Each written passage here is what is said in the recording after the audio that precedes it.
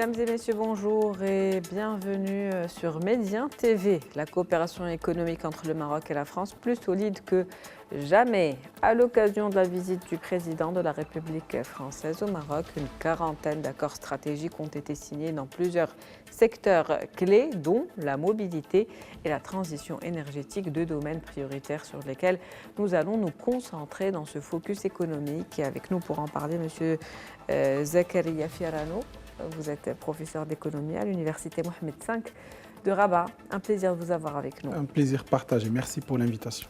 Alors, Monsieur Fiarano, plusieurs accords de coopération, comme je viens de le dire, ont été signés. Plus d'une quarantaine d'accords dans plusieurs domaines. Au niveau de la mobilité, plusieurs promesses, plusieurs projets. Quelles sont les attentes ?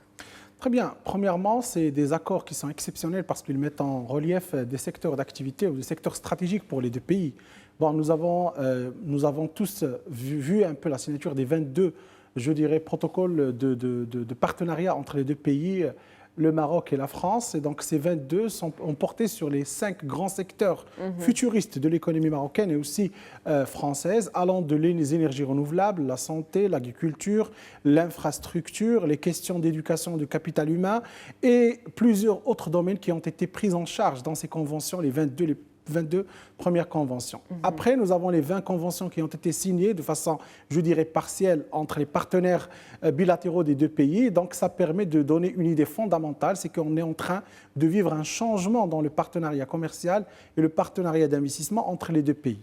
Bon, c'est quoi l'idée fondamentale? C'est qu'aujourd'hui, nous sommes en train de parler d'une intégration purement économique entre les deux États. Donc le Maroc ou le Royaume du Maroc, il est en train de s'intégrer économiquement avec la France et peut-être qu'on est en train de changer notre paradigme, je dirais, de développement, surtout sur le plan industriel et sur le plan économique, pour aller vers un made avec le Maroc. Ça veut dire la France, elle veut aujourd'hui installer, je dirais, et décrire sa stratégie de production et sa stratégie d'industrialisation en ayant avec elle un partenaire qui est le Maroc.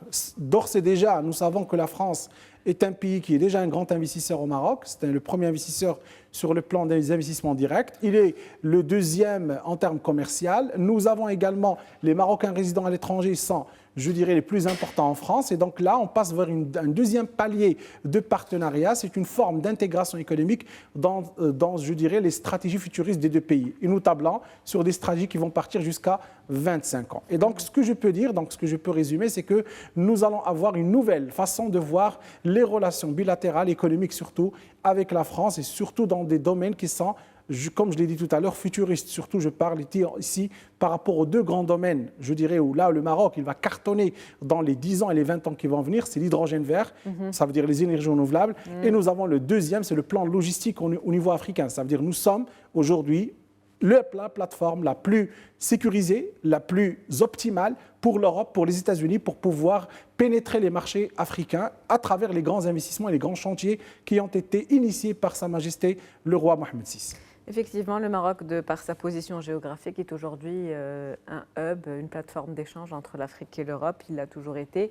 Vous avez parlé de changement de paradigme. Est-ce qu'on est dans une nouvelle logique de partenariat? On le sait, un partenariat aujourd'hui gagnant et gagnant, mais une logique de co-développement et de co-organisation également.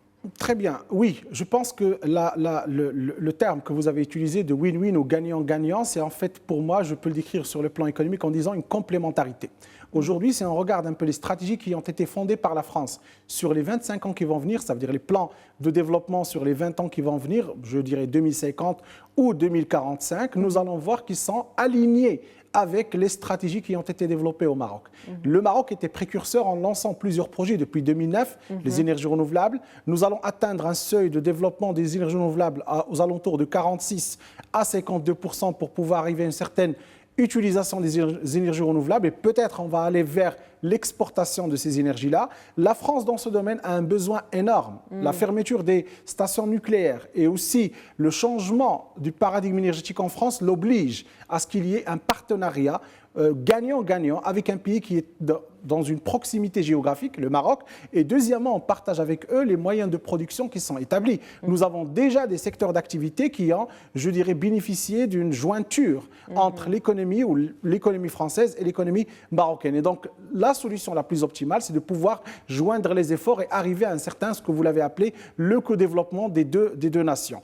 Deuxièmement, la France, par ses partenariats stratégiques, il vise très loin. Elle sait aujourd'hui que le meilleur interlocuteur avec l'Afrique, avec les pays qui sont dans le sud de l'Afrique, c'est le Maroc. Le Maroc, c'est le pays le plus implémenté dans plus de 25 pays. Nous avons plusieurs propositions qui étaient effectives sur le plan de la croissance et le développement. Nous avons le gazoulis qui va passer du Nigeria vers le Maroc et vers l'Europe. Et donc le Maroc est un initiateur pour résoudre le problème énergétique en Europe. Deuxièmement, nous avons toutes les initiatives qui ont été proposées par Sa Majesté le Roi. Je parle ici de la premièrement, voilà, la vision atlantique, créer ce qu'on appelle la marine marchande. C'est un projet énorme et la France retrouve son positionnement dans ce projet. N'oublions pas, parmi les grandes industries ou parmi les grandes entreprises à l'international qui produisent ce qu'on appelle les navires, les sous-marins, etc., c'est Naval. Et Naval, c'est très connu à l'international. Et donc là, c'est une opportunité d'investissement, mais elle devrait passer par la porte du Maroc parce que le Maroc était l'initiateur en termes sur le territoire africain. Il y a troisièmement ou quatrièmement, les deux éléments très importants, c'est l'ouverture vers les pays du Sahel. C'est très important pour le Maroc et pour l'Afrique, mais également pour la France parce que ça reste vraiment, je dirais, un marché très important pour l'économie française. Et si je rajoute à ça l'engagement du Maroc dans ce qu'on appelle la zone ZLECAf ou la zone de libre-échange, qui constitue aujourd'hui une plateforme qui va, je dirais, englober la plus grande classe moyenne au niveau international, cette zone de ZLECAf. Et donc, automatiquement, la France retrouve, je dirais, ses intérêts dans cette zone-là. Elle ne pourra le faire qu'à travers le Maroc, qui est un élément très fondamental dans tout ce qui se passe dans l'Afrique. Et donc, c'est un raisonnement win-win, c'est un raisonnement de complémentarité et c'est un raisonnement où la France se dit « je ne peux pas faire de l'avenir économique, du développement économique sans que j'ai un partenaire, attention, un partenaire de force, un partenaire de confiance et un partenaire qui jouit d'une certaine sécurité sur le plan, je dirais, des relations à long terme avec les pays qui sont des pays, je dirais, des confrères pour le Maroc. Et donc là, elle a misé, je dirais, sur la juste valeur ou sur la valeur de refuge qui est le Maroc pour être un partenaire sur le long terme. Si je rajoute à ça un élément très important, c'est que nous avons des expériences réussies avec la France. Je parle ici du secteur automobile, je parle aussi du secteur de l'aviation, ça veut dire la construction des pièces d'avion. Donc c'est des réussites. Et donc si on capitalise sur ces éléments avec plus d'intégration économique, ça ne pourra que conduire vers une réussite par rapport à ce qui va venir dans le futur. Vous l'avez dit, le Maroc aujourd'hui est un allié majeur pour la France, un partenaire privilégié.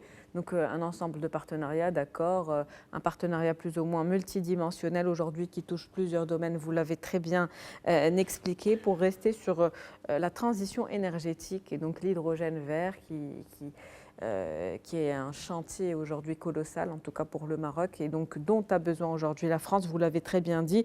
Donc il y a eu des accords également dans ce sens. Est-ce qu'on place aujourd'hui le Maroc comme exportateur et donc fournisseur privilégié de l'énergie vers l'Europe?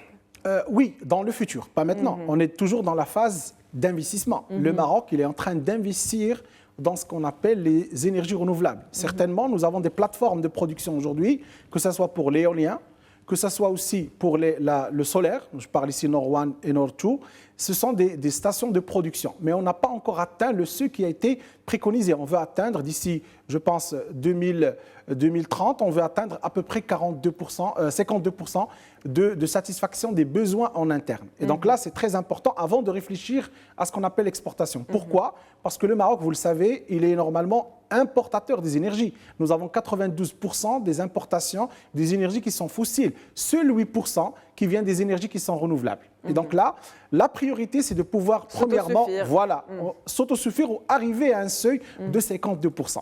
Maintenant, la vision stratégique de la France, c'est quoi? La France, si on regarde un peu la structure énergétique, elle était dominée par le nucléaire. Il représentait à peu près 33% de la production, de la consommation énergétique en France. Aujourd'hui, la tendance actuelle, c'est de pouvoir fermer ce qu'on appelle les stations nucléaires. Et donc, automatiquement, il faut changer un peu la vision énergétique en France, aller vers des énergies renouvelables. Maintenant, quel est le producteur le plus important, qui est plus proche de la France et qui peut être exploitable sur le plan du transport énergétique? C'est le Maroc. Deuxièmement, notre structure énergétique, elle est très importante. Si je prends le Maroc, si je prends le sud du Maroc, parce qu'il intéresse beaucoup maintenant la France, nous avons 140 000 kilomètres carré qui est exploitable sur le plan des énergies renouvelables. Je parle ici du solaire, je parle aussi de l'extraction de l'hydrogène vert. Et donc, automatiquement, nous avons déjà les Émiratiens qui se sont ils se sont installés.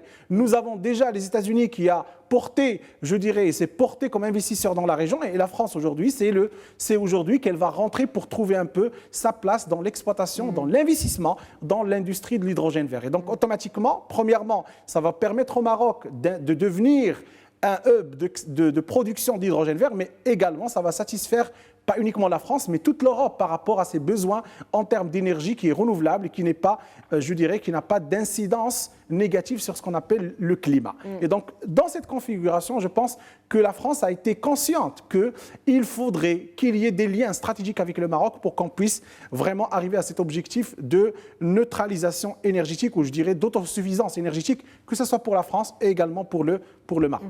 Vous avez parlé du potentiel du sud du Maroc, justement, j'en profite pour rappeler. C'est ce qui intéresse, oui. C'est ce qui intéresse, effectivement. Oui. J'en profite pour rappeler le discours du président français qui a réaffirmé son soutien au plan d'autonomie marocain et la reconnaissance également de la souveraineté du Maroc sur ses provinces sahariennes. Il a également appelé aux investissements dans ces provinces du sud, donc joindre l'acte à la parole, en actualisant également la carte du Maroc qui a été restituée.